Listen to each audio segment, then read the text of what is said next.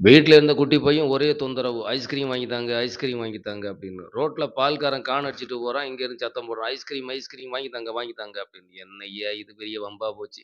ரோட்ல நேத்து மீன்காரன் போயிட்டு இருந்தான். மீன்காரன் கான் அடிச்சுட்டு போம்போது, ஐஸ்கிரீம் வந்துருக்கு ஓடியாங்க. அங்க பார்த்தா மீன்காரன். இவனால பெரிய தலைவலியா போச்சுன்னு சொல்லிட்டு இவன கூட்டிட்டு கருங்கல் கூட்டிட்டு போனேன்.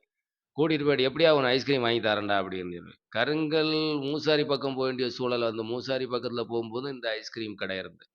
அங்க போயிட்டு ஒரு கப் ஐஸ் தாங்க அப்படின்னு கேட்டேன். சரி ஓகே நானும் கூட போறேன்ல, அதனால நானும் சாப்பிட்டு பார்த்துருவோம். சாப்பிட்டும் கொஞ்ச நாள் ஆயிடுச்சு அப்படின்னு சாப்பிட்றதுக்கு 2 கப் ஐஸ் ஆர்டர் பண்ணியிருந்தேன். கப் ஐஸ் ரேட் ரூ. 40 தான். மிகச்சிறப்பா இருந்தது. அழகா டெக்கரேட் பண்ணி கொண்டு வந்திருந்தாங்க. நீங்களும் அந்த வழியா போயாச்சுங்கன்னா, நீங்க வாங்கி சாப்பிட்டு பாருங்க. மிகச்சிறப்பா இருக்கு. ரூ. 100 வரைக்கும் ஐஸ்கிரீம் வெரைட்டியா குடுக்குறாங்க. நீங்க போயாச்சுன்னா உட்கார்ந்து சாப்பிடலாம். உட்கார்ந்து சாப்பிடுறதுன்னா வெளிய உட்கார்ந்து தான் சாப்பிட முடியும்.